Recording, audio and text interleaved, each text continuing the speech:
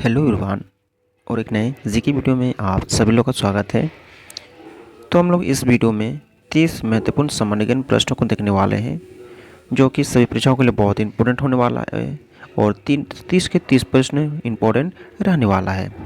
अगर चैनल को सब्सक्राइब नहीं किए तो सब्सक्राइब कर लीजिए और अपने दोस्तों के साथ भी वीडियो शेयर ज़रूर करें। तो बिना देरी के हुए हम लोग प्रश्न की ओर चलेंगे। तो चलिए आज के प्रश्न को देखते हैं। सबसे पहला प्रश्न है, सिंधु घाटी सभ्यता का पतन नगर कहाँ था? तो इसका राइट आंसर क्या हो जाएगा? लोथल हो जाएगा। ठीक है, ऑप्शन बी लोथल। अगला प्रश्न है दूसरा नंबर, चंद्रगुप्त मौर्य ने अपना अंतिम समय कहाँ बिताया था? तो कहाँ बिताया था? श्रवण बेलगोला, ऑप्शन डी। ठीक है, ऑप्शन डी राइट आंसर, श्रवण बेलगोला। ठीक है, नेक्स्ट सवाल को चलते हैं। तीसरा नंबर प्रश्न है, कपिल मुनि द्वारा प्रतिपादित दार्शनिक प्रणाली है कौन सा? तो हो जाएगा संख्या दर्शन हो जाएगा, ऑप्शन डी संख्या दर्शन। 4 नंबर को चलते हैं, निम्नलिखित में से किसने रूस में लाल सेना का गठन किया था? रूस में जो है ना लाल सेना का गठन किया था किसने? तो ऑप्शन सी हो जाएगा टाट्सकी ने, है ना, टाट्सकी। ठीक है, ऑप्शन सी टाट्सकी। 5 नंबर की ओर चलते हैं, रूसी क्रांति के दौरान चेका का गठन किसने किया? है ना, रूसी क्रांति के दौरान चेका का गठन किसने किया साथियों? तो लेनिन ने किया था, ऑप्शन ए लेनिन ने। अगला 6 नंबर की ओर चलते हैं। 6 नंबर प्रश्न है, वैदिक काल में आर्यों के जीविकोपार्जन का मुख्य साधन था कौन सा? तो हो जाएगा आपका कृषि था, कृषि, है ना, कृषि, ऑप्शन बी राइट आंसर। अगला हम लोग 7 नंबर की ओर चलते हैं। 7 नंबर प्रश्न पढ़ते हैं, निम्न में से किस क्रांति को अक्टूबर की क्रांति कहा जाता है? ठीक है, किस क्रांति को अक्टूबर की क्रांति कहा जाता है? तो रूसी क्रांति को, ऑप्शन ए, है ना। अगला 8 नंबर प्रश्न को देखेंगे, रूसी साम्राज्य को राष्ट्रों का कारागर किसने कहा था? रूसी साम्राज्य को राष्ट्रों का कारागर किसने कहा था? तो लेनिन ने कहा था, ऑप्शन ए लेनिन हो जाएगा राइट आंसर। 9 नंबर की ओर चलते हैं, सबसे पुराना वेद ये जानना जरूरी है, तो ऋग्वेद हो जाएगा, ऑप्शन बी ऋग्वेद। 10 नंबर की ओर चलते हैं। 10 नंबर प्रश्न है, हिंद भारत की जनता के संदर्भ में हिंदू शब्द का प्रथम बार प्रयोग किया था। ठीक है, हिंद भारत की जनता के संदर्भ में हिंदू शब्द का प्रथम बार प्रयोग किया था। ठीक है, तो किसमें इसका राइट आंसर क्या हो जाएगा? आरबो ने। ठीक है, किसने किया था? आरबो ने, option D right answer. 11 number की ओर चलते हैं। 11 नंबर प्रश्न है, प्रथम विश्व युद्ध के दौरान धुरी राष्ट्रों का नेतृत्व किसने किया? धुरी राष्ट्रों का नेतृत्व किसने किया? तो जर्मनी ने किया था, ऑप्शन ए जर्मनी ने। नेक्स्ट सवाल, दूसरा नंबर प्रश्न है, इटली के एकीकरण का पैगंबर किसे कहा जाता है? इटली के एकीकरण का पैगंबर किसे कहा जाता है? तो मेजेनी को कहते हैं, ऑप्शन बी मेजेनी। 13 नंबर क्यों चलते हैं। 13 नंबर प्रश्न है आपका, निम्न में से कौन सा राजा प्रायः जनता के संपर्क में रहता है? ठीक है, निम्न में से कौन सा राजा प्रायः जनता के संपर्क में रहता था। ठीक है, तो कौन सा राजा? चंद्रगुप्त मौर्य, ऑप्शन सी हो जाएगा राइट आंसर, है ना। एक मिनट नहीं, चंद्रगुप्त मौर्य नहीं हो जाएगा आपका, अशोक हो जाएगा, ऑप्शन बी अशोक। ठीक है, अगला 14 नंबर को चलते हैं, लाल कुर्ती नामक सेना का गठन किसने किया? लाल कुर्ती नामक सेना का गठन किसने किया था? तो किसने किया था? हो जाएगा केवूर ने किया था, ऑप्शन सी केवूर। 15 नंबर को चलते हैं, महान सम्राट अशोक किस वंश के थे? महान सम्राट अशोक जो है ना किस वंश के थे साथियों? तो ये मौर्य वंश के थे, ऑप्शन बी मौर्य वंश।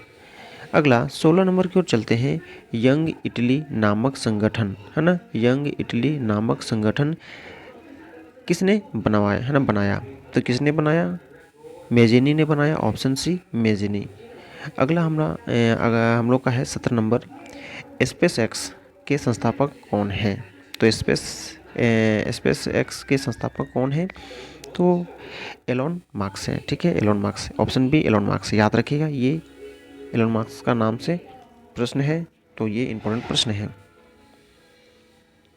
8 नंबर प्रश्न है यास भारती संपन्न, है ना, यास भारती संपन्न किस भारतीय राष्ट्र सरकार द्वारा प्रदत्त है?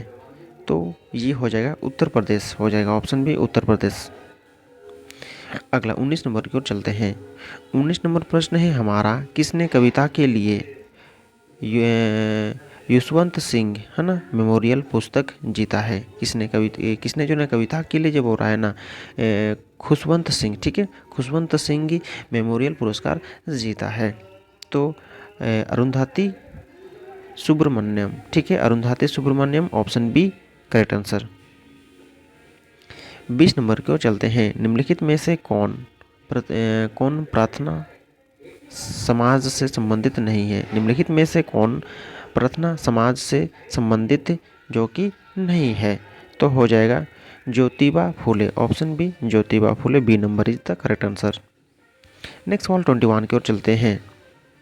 पायरोमीटर निम्नलिखित में से किसके मापन में प्रयुक्त होता है? तो पायरोमीटर निम्नलिखित में से किसके मापन में प्रयुक्त होता है? तो ये हो जाएगा उच्च तापमान, option A correct answer. Next सवाल 22 की ओर चलते हैं।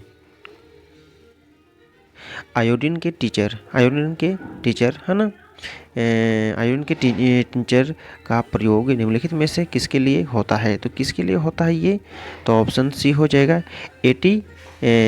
एंटीसेप्टिक के रूप में, एंटीसेप्टिक के रूप में किया जाता है, ऑप्शन सी करेक्ट आंसर।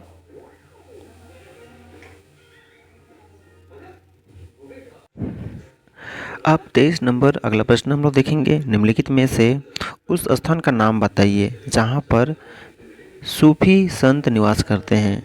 तो उस स्थान का नाम बताइए जहाँ पर सूफी संत निवास करते हैं।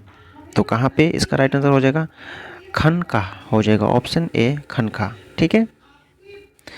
नेक्स्ट सवाल 24 नंबर की ओर चलते हैं। निम्न अक्षांश यानी अधिक वर्षा और उच्च अक्षांश यानी कम वर्षा, इसके तथ्य के पीछे क्या कारण हो सकता है? इसके तथ्य के पीछे क्या कारण हो सकता है? इसके कारण हो सकता है आपका वाष्पीकरण हो जाएगा, है ना, ऑप्शन डी वाष्पीकरण। अगला 25 नंबर प्रश्न है। सामान्यतः 600 फीट समुद्र की गहराई पर जाने से कितना तापक्रम कम हो जाता है? सामान्यतः बोल रहा है कि 600 फीट समुद्र की गहराई पर जाने से कितना तापक्रम कम हो जाता है? तो कितना? 10 डिग्री, ठीक है, ऑप्शन ए 10 डिग्री। अगला है आपका 26 BRICS, ठीक है, ब्रिस हो जाएगा आपका BRICS सम्मेलन 2017 किस देश में हुआ? तो किस देश में हुआ साथियों? सियामेन यानी चीन में हुआ था, ठीक है, चीन देश में हुआ था, जो कि सियामेन जगह में, option is the correct answer. अगला 27वां प्रश्न है। हाल ही में बोल रहा है कि ब्रह्मांड के सबसे गर्म ग्रह की खोज की गई है, उस ग्रह का नाम क्या है? तो उस ग्रह का नाम पूछा जा रहा है, तो केल्ट 9b, ठीक है, KELT 9b, option C correct answer. अगला 28 नंबर प्रश्न है। भारत के पहले मानव रहित टैंक का नाम क्या है? भारत के पहले मानव रहित टैंक का नाम क्या है? तो टैंक का नाम है आपका मुंत्रा, ऑप्शन बी मुंत्रा हो जाएगा। नेक्स्ट सवाल 29 की ओर चलते हैं। गुप्त वंश ने, है ना, गुप्त वंश ने लगभग कितने वर्षों तक शासन किया? तो गुप्त वंश ने लगभग कितने सालों तक शासन किया साथियों? तो ये हो जाएगा 300 वर्षों तक, ऑप्शन ए 300 वर्षों, ठीक है, ऑप्शन ए 300 वर्षों तक, 300 वर्षों, ठीक है। नेक्स्ट सवाल की ओर चलते हैं। अगला 3030 नंबर प्रश्न को पहले पढ़ते हैं। किस गुप्त शासक ने लिच्छवी वंश की राजकुमारी से विवाह किया? किस गुप्त वंश ने, है ना, किस गुप्त शासक ने बोल रहा है कि लिच्छवी, ठीक है, वंश की राजकुमारी से विवाह किया? तो इसका राइट आंसर हो जाएगा आपका चंद्रगुप्त प्रथम, ठीक है, चंद्रगुप्त प्रथम बोला हो जाएगा, ठीक है, ऑप्शन बी करेक्ट आंसर। तो साथियों हमारा जीके वीडियो यहीं पे समाप्त होता है आज का, जो कि 30 MCQ प्रश्न था आप लोग के लिए। तो लाइक कीजिए, वीडियो को शेयर कीजिए अपने दोस्तों के साथ। चैनल को सब्सक्राइब नहीं किया तो सब्सक्राइब कर लीजिए, क्योंकि हम आप लोगों के लिए इसी तरह के डेली जी के वीडियो लेके लाते रहते हैं। तो इसी तरह की डेली जी के अपडेट वीडियो पाने के लिए हमारे चैनल को सब्सक्राइब कीजिए, जुड़े रहिए चैनल से। फिर हम लोग नेक्स्ट वीडियो मिलते हैं नए टॉपिक को लेकर। तब तक के लिए टेक केयर, बाय बाय, जय हिंद, वंदे मातरम।